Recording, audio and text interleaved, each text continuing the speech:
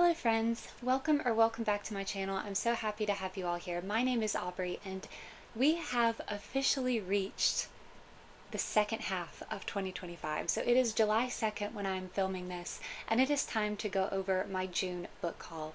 And I'm going to go ahead and apologize for my voice. I have been sick this week, so I don't feel very well, and my voice is not doing great. But if you guys will just bear with me, we have some books to go through. So we're going to go through all of the books that I acquired in the month of June. And as usual, if you are new here, we go through the books according to where I got them from. So I have been trying to buy less books this year, as I have mentioned in the past, and only get books that are continuations of series or special editions. So most of these are actually pre-orders that I had ordered in the past and that just arrived last month. But we're going to start with the books that I got from Barnes & Noble, and I believe that all of these are pre-orders. Yes, I believe they are. So the first one that I have here is Dinghai Fusheng Records Book 1 by Fei Tianye Shang. This is the special edition of this book, so it did come with some goodies.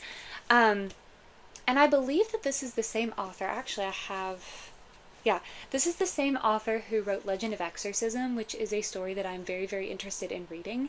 So when I saw this particular Dawn May go up for pre-order, and I read the premise, I saw who wrote it, I was also very interested in this one. So I'm going to go ahead and read the premise for this, and then we'll look at the goodies that the special edition came with. The Last Exorcist. Once, ancient China was brimming with magic, but 300 years ago, the spiritual I'm sorry, I'm very out of practice with my Mandarin, so if I pronounce anything incorrectly, I'm very sorry. It's also really hard to make some of those sounds when my throat is not cooperating with me. So again, just please bear with me. The spiritual chi of the heavens and earth dried up in the silence of all magic. Hundreds of years with no spiritual chi have allowed resentment to build unchecked, and it's only a matter of time before calamity descends and the world is plunged into chaos and destruction. Once powerful exorcists have done their best to preserve their legacy in the centuries since, but now only one remains. Chen Xing, now tasked with venturing out into the war-torn world to prevent the impending apocalypse. Chen Xing's sole magical ability is the heart lamp, a supernatural light source that's supposed to guide him to the destined protector who will fight at his side. The heart lamp picks Shang Shu, a mysterious stranger with no interest in being a hero, but fate has other plans for them both. A terrifying conspiracy looms over the divine land, and whether Shang Shu likes it or not, Chen Xing may be his only hope in thwarting the impending darkness. So, like, reluctantly having to work together. And again, I've not read Legend of Exorcism, but I did see the first season of the donghua or animated adaptation.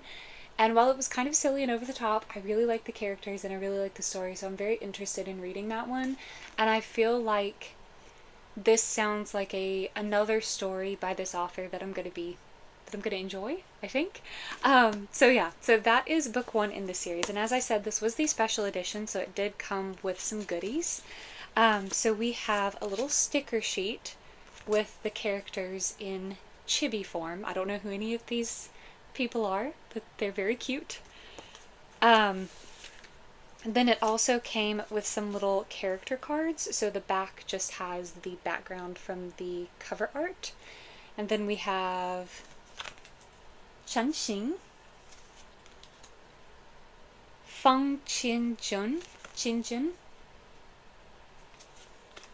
Fu Jian, Tuoba Yan or Yen. I haven't looked at the pronunciation for any of these characters' names yet because I don't want to see any spoilers in the indexes in the back of the book. But when they just write the pinyin without accents, it drives me crazy because it makes it so hard to know exactly how to put the inflection on the syllable. And then Shangshu. So, cute little character cards. And then we have a double-sided bookmark. So it has our two main characters, I'm assuming.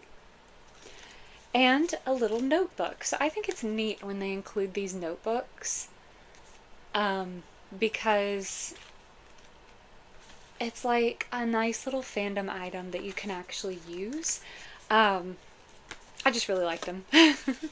Then the next book that I got from Barnes & Noble is a second book in a series that I haven't started reading yet. But I wanted to get the Barnes & Noble exclusive edition of the second book so it would match my first one. And it's a cute little middle grade series called The House at the End of Magic, I believe, is what the first book is called. And I think that's the name of the series as well. But this is book 2, The Tower at the End of Time.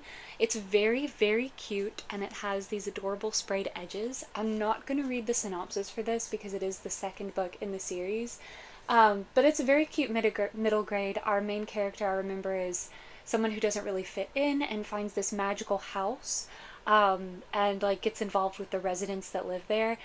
I don't remember a lot of details about the premise, but it sounds very cute, and I wanted this because my first one is Barnes & Noble exclusive edition, so I wanted the second one to match, and I was able to pre-order it for like less than $10. Oh yeah, see, it's $8.99, and then with the Barnes & Noble pre-order sale it was even cheaper than that, so I just went ahead and got this one. It just looks very cute, and I love a nice, sweet, magical, whimsical middle grade. Then I have a manga, and this is actually the latest volume in a series that I'm collecting, which is I Hear the Sunspot. So this is I Hear the Sunspot 4 Seasons, Volume 3 by Yuki Fumino. Oh, I guess I should say The Tower at the End of Time is by Amy Sparks. I'm very sorry. Yes, this one is by Yuki Fumino. I have read the first 2 volumes in this series, which are kind of like... The first one is just called I Hear the Sunspot, and then the second one is I Hear the Sunspot Theory of Happiness, and then we have 4 Seasons, which has several volumes in that arc, and then Limit is the current one. I don't know if this is going to be the last volume of Limit or not, but I've read the first 2 volumes, and I really enjoyed it, so I wanted to like just keep up with collecting the series. I haven't gone past volume 2 because there is a trope of like miscommunication in at least the second volume and the first volume of the series that I like can't handle a lot of that at one time, so I kind of needed a break. But yeah, it's a very cute series. We follow our 2 main characters, Kohei and Taichi, and Kohei has actually been losing his hearing, and it is a condition that gets progressively worse. He is slowly starting to go deaf, and he is in college now and just finds it very hard to connect with his classmates, so he's kind of isolated himself as his hearing gets worse and worse. But one day he meets Taichi, who is very, very outgoing, and kind of becomes determined to become Kohei's friend, and they bond, and then this is a romance series because I'm sure you can kind of assume what happens from there.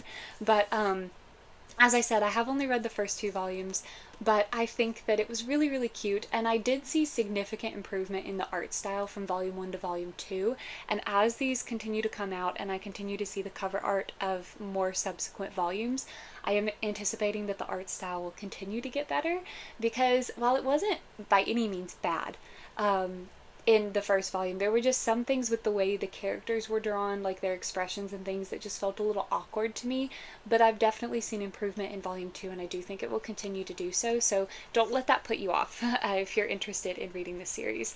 But I'm not going to read the synopsis for this one because, again, it is pretty far into the series, but I'm really excited to read more of this. I just need to be in the mood, because where volume 2 ended, I'm like, the miscommunication is getting to be a little bit too much for me, because that's just not a trope that I enjoy, but I do really like these characters, and I do want to see how their story unfolds, so I am still collecting these as they are released. And then next we have another book by Fei Tian Ye Shang, and that is Legend of Exorcism, or Tian Bao Fu Yao Lu, book 2. So again, I haven't read this yet, but I don't feel bad about getting the second book because I, like I said, enjoyed the first season of the Donghua, and really, ever since I saw that, have wanted to continue the story. So I know that it is a story I'm going to want to continue. I know that I already like these characters. I expect that I will like them even more in the books, because I feel like it's not going to be as rushed of a story as it was in the Donghua. So I am very excited to continue with this. And as I said, this is volume 2. We have our main character, Hongjun, who is half demon or half god. I cannot remember. And he ends up becoming involved with a group of exorcists, including our other main character, Li Jinglong, who is completely mortal, has no powers of his own, and Hongjun is trying to conceal his identity of like his heritage, because he is afraid that the others will not like him. This is stuff I'm remembering from the Donghua. But the question is, can he trust Li Jinglong with who he really is? It is a Donmei, so there is romance, and I'm just really excited to read this. And now that I have the first 2 books, I feel like I probably will just read them together. Yeah, I'm very excited, and I'm very happy to have this one. And then the last book that I got from Barnes & Noble is actually a book that I just finished reading. I finished reading it on the last day of June, and that is Vesuvius by Cass Bain. I am very unsure how to pronounce their name, I'm so sorry. I really liked this book a lot. It is set in Pompeii in the days leading up to the eruption of Vesuvius, and we have 2 main characters. We have Felix, who is a thief who has come to Pompeii because he does travel from city to city, stealing things and going somewhere else to resell them to try to make a living. He doesn't have a home, he doesn't have parents. He lives a very nomadic life, shall we say. But when he comes to Pompeii, he ends up stealing a helmet from one of the temples there, and then is approached by a mysterious figure in a very threatening manner, tries to run away, ends up running into a temple of Isis and encountering Lauren, who is one of the like priests in training of a sort, who works there. The problem is, Lauren has been having prophetic dreams since he was a small child, and most recently they have been involving Felix and the destruction of the city. So now the 2 of them are trying to figure out what this helmet means, what Lauren's dreams mean, what is going to happen, and how to stop it. I really enjoyed this. I'll talk about it more in my second quarter reading wrap-up, which should hopefully come out next week. Kind of depends on how all of this goes. All of the illness, not feeling well.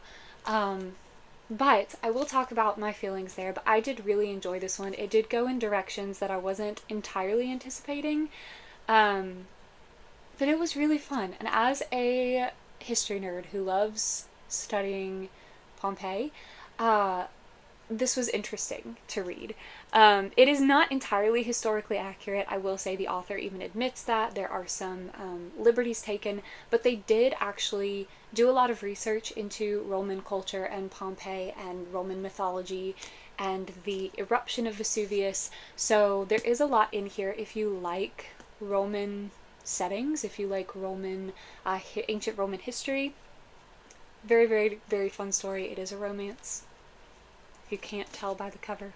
But yeah, it's delightful. And I also have to show you, so let me just show you the book.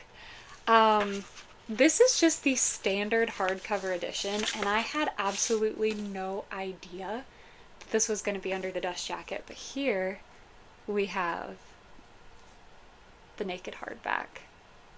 I mentioned in my mid-year book freakout tag video that this was one of the new releases I still wanted to read this year, and I have done so, but I mentioned in that video that I had a prediction based on some of the imagery in the dust jacket cover, and with this particular image as well. I'm not going to tell you if I was right or not, because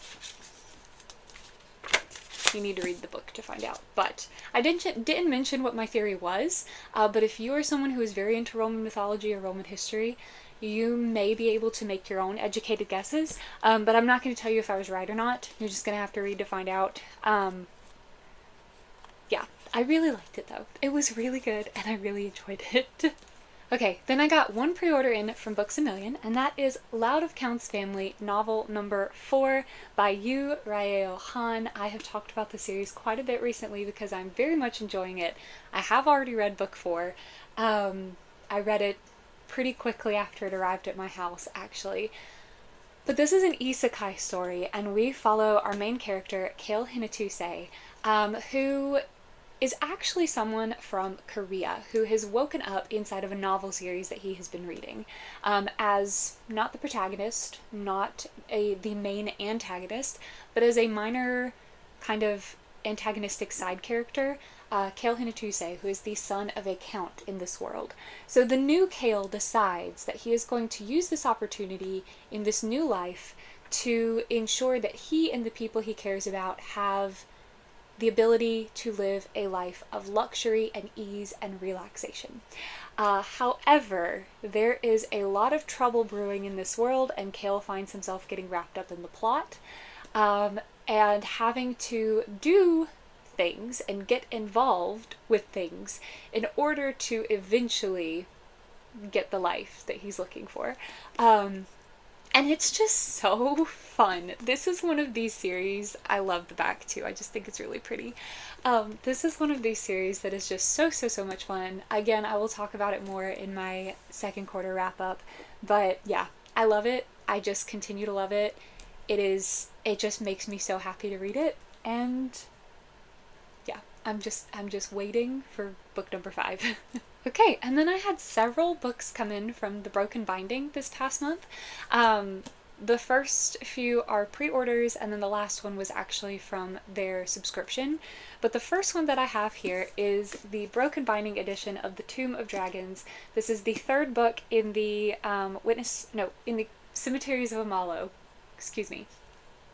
This is the third book in the Cemeteries of Amalo, which is the fourth book in the Chronicles of Ozreth. So the first book is The Goblin Emperor. And I do already have the Broken Binding editions. You can just sort of see them up here, of the Goblin Emperor, and then the omnibus of the first 2 books in the Cemeteries of Amalo, which is The Witness for the Dead and The Grief of Stones. So this is the last book in the Cemeteries of Amalo. And I had pre-ordered this edition from the Broken Binding so it would match. It has really pretty purple sprayed edges. The cover art is from the UK paperback edition, but it's really nice and pretty and foiled and purple. Then we have the Naked hardback, which has an airship on the front and back cover. And then the end papers are a map. And then the book is signed and numbered, and the number does actually match my other editions from the Chronicles of Ozreth from the Broken Binding. So I've talked about this series so many times. The Goblin Emperor, I was just absolutely in love pretty much as soon as I started the book. And I put off reading The Cemeteries of Amalo for a while because it does follow a side character from the Goblin Emperor, and I was really nervous that I was gonna miss the other characters from that first book. But I love the main character in here, Thara Kelahar. He is a witness for the dead, meaning that he speaks for those who have passed. And he actually, well, I guess I don't really want to tell you that because that's something you find out in the Goblin Emperor. But anyway, his job is to speak for these people and to help to find the causes of their deaths so that they can have justice when it's needed, so that their families can have closure, things of that nature. So I really love this series. I don't want to say any more because I don't really want to spoil stuff about Thara that you learn in The Goblin Emperor. I do very much recommend you read that book first if you're interested in this series, because there is a lot that you will not really understand or be familiar with that is just kind of foundational to the way that this world is when you start The Witness for the Dead, and the way that Thara's character, um, like the state that Thara's character is in, and why he is in a Mallow in the first place. So I do very much not recommend you start with the Cemeteries of Mallow. You really need to read the Goblin Emperor first. But anyway, I'm so happy to have this because it is so beautiful. And it matches my other editions, and this is one of those series that I just love so dearly and want to collect all the editions of that I can. So I'm so happy that this has finally arrived. It was delayed for a while because there was an issue with the printers, which I completely understand. Stuff happens, but I'm just so happy it's made it here safely and that I can have it on my shelves now. Then my other pre-order from the Broken Binding is so exciting. I ordered their set of the original 4 books in the Inheritance Cycle by Christopher Paolini as soon as they were announced. As soon as it was announced, but as soon as they went up for pre-order, I ordered a set, and I'm so happy they're finally here, and they are beautiful.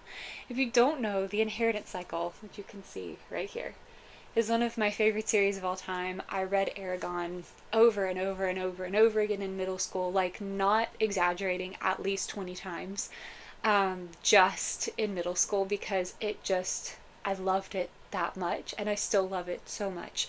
And I have the Broken Bindings edition that they did for Murtagh, which is the newest book in this series. It's like a continuation following a side character from the original series.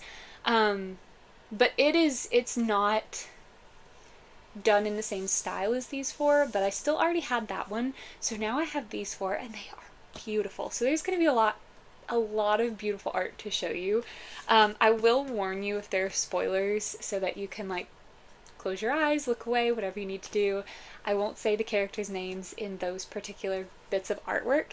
But we're going to start with Aragon, which is not spoilery, so you can just enjoy the art. Well, I guess one piece of it is spoilery. But again, I will warn you when we get there. But we have Aragon, the first book in this series. It has wraparound artwork on this dust jacket. It's beautiful. We have Aragon on Saphira on the cover. On the spine, we have Aragon riding Saphira. I mean, not on the spine, on the pages, on the sprayed edges. It's absolutely gorgeous. And it gets better because when you take this dust jacket off, there is a second dust jacket underneath. And this dust jacket does have the original artwork by, is it Jude Palancar? Is that who did the original artwork? Do they have credit back here?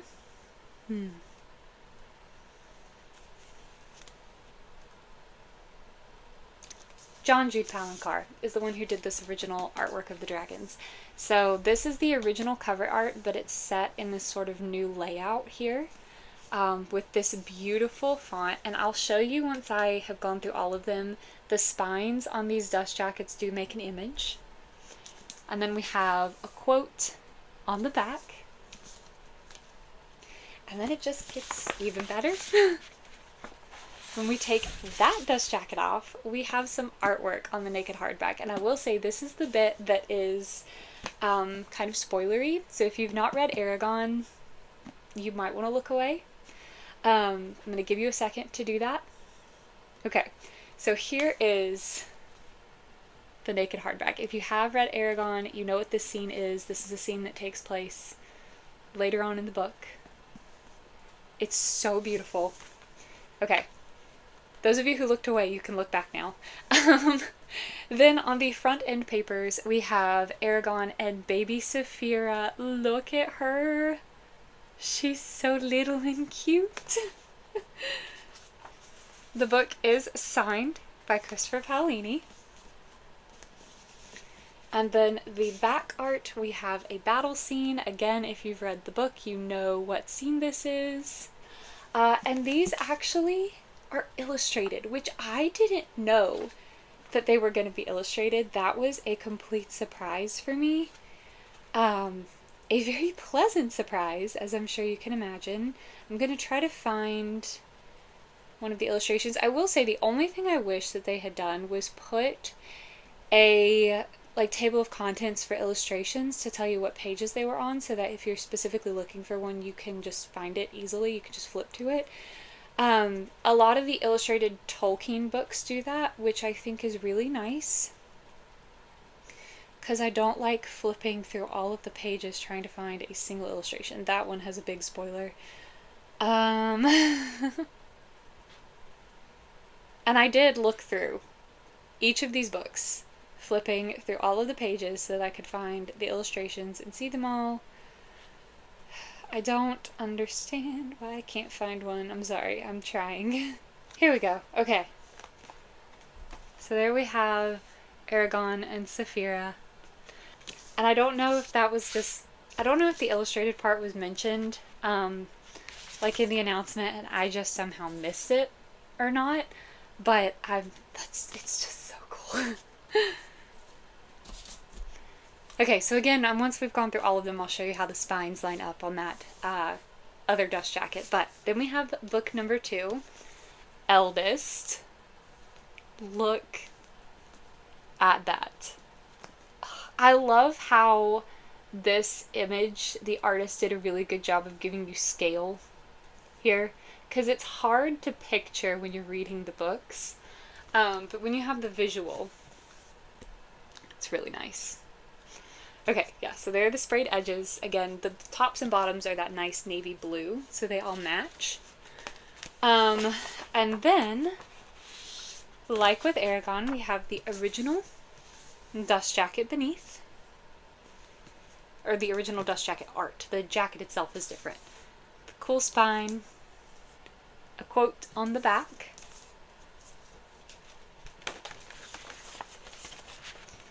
And then the naked hardback is no more spoilery than the dust jacket, so you can see how absolutely beautiful this artwork is. Oh, it's so pretty. So pretty. Then we have the front end papers. I think this one is also signed. Yes, signed by the author. And the back end papers. So, they're just like, I'm just speechless. I am just so in awe of these. And again, it is illustrated. All of them are illustrated. The broken binding really outdid themselves with this set. They're just gorgeous. Okay, then we have book 3, Brissinger. Again, just beautiful. The sprayed edges.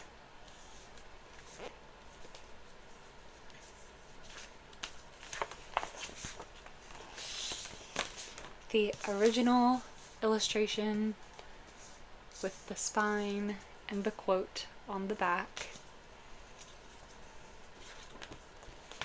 Now, this naked hardback is kind of spoilery, but only like that a character exists and you've already seen this character in the artwork, so, and also what side that character's on. But when you're introduced to this character, you immediately know what side it's on, so I'll let you choose whether you want to look at it or not. So here is the naked hardcover. Okay? If you looked away, you can look back. Then we have, I hate this so much, but we have the Razak. Hideous. Hate them immensely. And then this one is also signed by the author. And then the back end papers, we have a very, very pretty illustration of Aragorn and Saphira, looking very majestic. I will say, this particular artist's interpretation of Aragorn is not my favorite, but I love the way that they draw the dragons, so I can forgive them for that. And then lastly, we have book 4, Inheritance. Now, this, again, the scale, that you can see here is just crazy. Then we have the sprayed edges. I also will point out, I don't know if any of y'all have noticed this, but each of the dragons on the sprayed edges, they have their rider on the back, and you can see the size of the rider compared to the dragon. And for like Shuriken here, I mean, Galbatorix is just a tiny little speck. And that's not a spoiler because you know that the whole series is leading up to this. So if you didn't figure out there was going to be a showdown eventually, I don't know. Okay. Then we have the original dust jacket art with the spine. Another quote. Now, the naked hardcover does have a spoiler. So if you have not read the series, I suggest you look away right now. Have you looked away? Good. Okay, for the rest of you who have read the series, look at it. Look at it. Oh, it's so cool. Yeah, okay. Everyone else, you can look back now. Actually, no, you can't. Well, I guess you can, because this character's like existence is spoiled by the original dust jacket. So you can look at this one. So the front end papers we have, very beautiful. Again, like all the others, it is signed and illustrated. And now for the back end papers, I suggest those of you who haven't read the series look away, because it does have a spoiler here. But for everyone else, there are the back end papers. Alright, so everybody can look back now, and I'm going to do my best to hold these up. They're really heavy, but I want you to see how the spines line up to make a dragon. This is very difficult, but ta-da! Isn't that so cool? Like, every detail of these books is just incredible. They're literal works of art, and as a fan of the Inheritance cycle, I genuinely could not be happier with these. So, Broken Binding has outdone themselves here. Alright, then the last book that came in from the Broken Binding, as I said, is from their subscription service. So I am a member of their Tier 2 Fantasy subscription, and the current series that has been coming out is actually the Rift War Saga, which is the first book in the Rift War cycle, first series in the Rift War cycle by Raymond E. Feist. So the first book, Magician, came out, let's see, I think actually it says, yeah, so Magician was their May book, and this one is book 2, Silverthorn, which was their June book. And they do send bookmarks with each of their subscription books, but Magician's bookmark, they weren't able to send it with that book for some reason, so they sent it with Silverthorn. And then we have Silverthorn's bookmark, and then the quote on the back. But this is the book. It is so beautiful. If you saw my May book haul, Magician is absolutely gorgeous, and Silverthorn is equally beautiful, although it is quite a bit thinner. I was very surprised by the length of this one, because Magician is pretty thick. But anyway, we have the absolutely beautiful cover art. You can see the gloss. I couldn't think of the word. You can see the gloss on the cover. So beautiful. The art does wrap around to the back. Then we have the sprayed edges.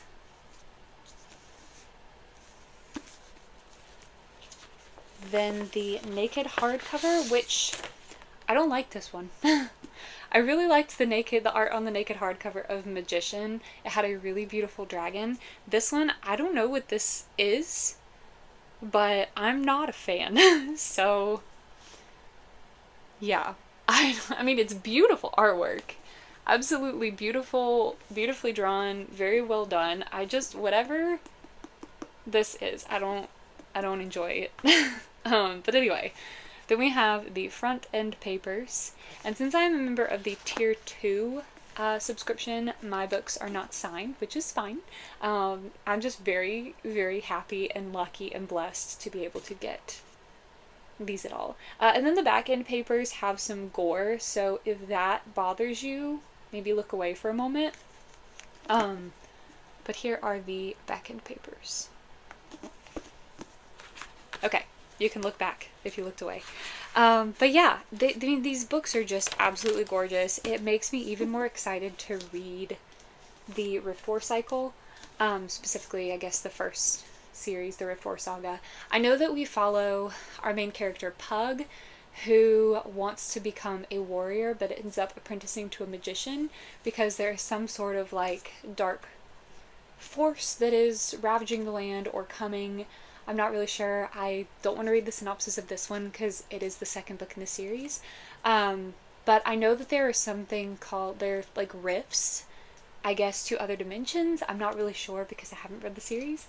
But I think that's why it's called the Rift War cycle. So yeah, it sounds like really good epic fantasy, coming of age, underdog hero sort of story, and I love those. And these are gorgeous books, so I'm very excited to read these. All right. 2 more books to talk about. I had one pre-order come in from LitJoy Crate, and that is The Stolen Heir. This is the first book in the Stolen Heir duology, which is part of Elfhame, is the series name, by Holly Black. Now, I haven't read any of the Elfhame books yet, but these LitJoy editions are just absolutely beautiful, and they have these nice gilded edges.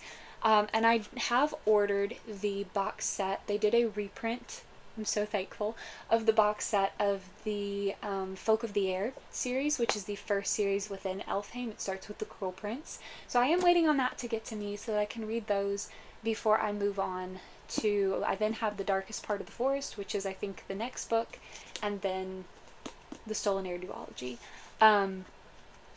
But these books are just so beautiful. I love the end papers because they have a very like fairy tale artwork feel to them. So we have the front end papers here. They're just absolutely beautiful.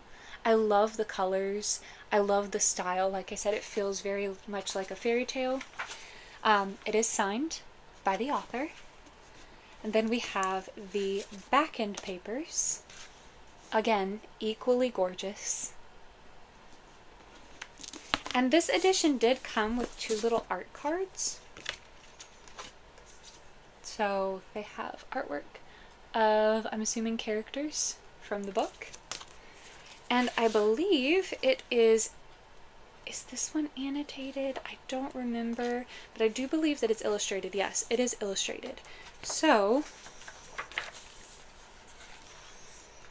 for example, we have some black and white art here at the beginning. Again, really pretty, has a really nice fantasy fairy tale feel to it. Oh, it is annotated.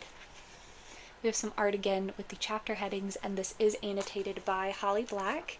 And I did see an art piece, yes. So this is actually the same as one of those 2 art cards, but it is an illustrated edition, which I always love a good illustration, so. I'm really excited to read these. So many people love the Elfhame series, and I want to know why. And I love a good fae story. I love a good fairy tale feeling, so I'm very excited for that. And then the last book that I have for this book haul is actually from Owl Crate. This was their, I think, June book as well, for the young adult subscription box, actually. And it is A Forgery of Fate. This is the most recent book in the Legends of Lorien. If that's wrong, I will put the actual name down here. Which is actually a series. I don't think most people know that. I did not know that this was an interconnected series of this author's work. So these are by Elizabeth Lim. She wrote the Six Crimson Cranes duology, and I can't remember the name of the other one. But these series are actually all in the same world, which I did not know until I really want to read Six Crimson Cranes, and I was trying to look to find the editions that I want, and I actually found a box set of the American covers, and it actually has Legends of Lorien on the spine. Lorien, sorry. And when I looked this one up, it says that it is part of that same world. So if you weren't aware, they are interconnected books, which I think is pretty neat. But that means I'm not going to read this one until I read the ones that come before it, because that's just that's just how I have to read these interconnected series. But it is absolutely beautiful. So that is the art on the dust jacket. We have the sprayed edges. I love the like water imagery with the fish and the lotuses, the flowers. Then we have art on the other side of the dust jacket, which again, really, really pretty.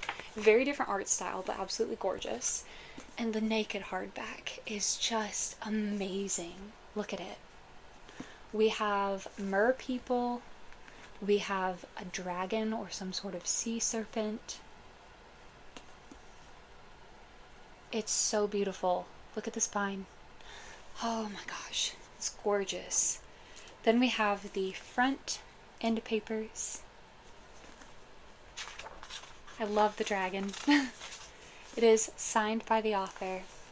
And we have the back end papers. So beautiful.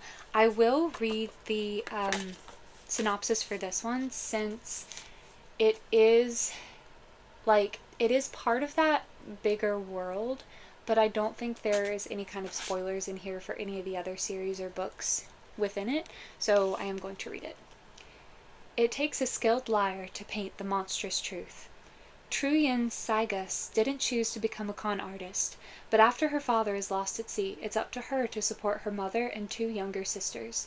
A gifted art forger, True has the unique ability to paint the future, but even such magic is not enough to put her family back together again or stave off the gangsters demanding payment in blood for her mother's gambling debts. Left with few options, True agrees to a marriage contract with a mysterious dragon lord. He offers a fresh start for her mother and sisters and elusive answers about her father's disappearance, but in exchange she must join him in his desolate undersea palace and paint a future so treasonous it could upend both the mortal and immortal realms. So yeah, that sounds really fun. Forbidden romance sort of feeling is what I'm getting here. Yeah, I'm excited. Maybe misunderstood love interest, I don't know, but I am very excited for this. Alright, so those are all of the books that I acquired in the month of June. I'm really happy to have all of these. I got so many beautiful special editions that came in this month, and then pre-orders that I'm just really excited about. So it's such a pleasing book haul, honestly. And those Inheritance Cycle books are they're just so incredible. I can't even get over it. Every time I look at them, it makes me smile. But yeah, so anyway, I hope that you guys enjoyed this. I would love to hear if you guys have gotten any new books recently that you are excited about. If you are now interested in any of these, now that I've kind of talked about them, or if you've read any of these, I would always love to hear y'all's thoughts on the things that you've read. Just as always, please keep all comments spoiler free. If you want to do an emoji, let's just go ahead and do a dragon emoji. I know we've done those before, and I know that there are no Western dragon emojis, which is very strange to me. I feel like we should have those in there. There are, however, Eastern dragon emojis, which are beautiful. And we have a number of books here that involve dragons, and a number of books here that also involve Eastern mythology, so from China, Korea, or like Eastern settings. So let's leave a nice dragon emoji in the comments if you want to add an emoji to your comment, or if you just want to let me know that you were here but you don't really have anything else to say, you can put some dragons down there. We'll have a nice little flight of dragons in the comments. I really appreciate all of y'all's comments. I really like talking to everyone. It really does make me happy, even if sometimes when I'm not feeling well. I'm so sorry if I'm ever a bit slow at responding to you. I really do genuinely appreciate every comment that you leave, and I really do enjoy talking to all of you, so thank you so much. But yeah, I think that that's everything. So one of my lights is burning out. I'm so sorry.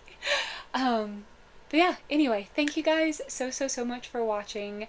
I hope that you're having a wonderful day or a wonderful night wherever you are. If you live in America, happy 4th of July, because that is when this video will come out. I hope that you are having a wonderful day, enjoying the holiday, however you plan to enjoy it. I will probably be eating watermelon and going to a fair. So that's probably how I'll spend my day, getting some ice cream and a hot dog at a fair. Watching some fireworks, because fireworks, I love fireworks. They're always so much fun to watch. But yeah, anyway, I hope if you are in America at all, visiting, live here, whatever you're doing, I hope that you are having a wonderful day. Enjoy the holiday. If you're not, I still hope you're having a wonderful day or a wonderful night wherever you are. Go out and do something fun. But yeah, thank you guys so much for watching, and I hope to see you in my next video. Bye!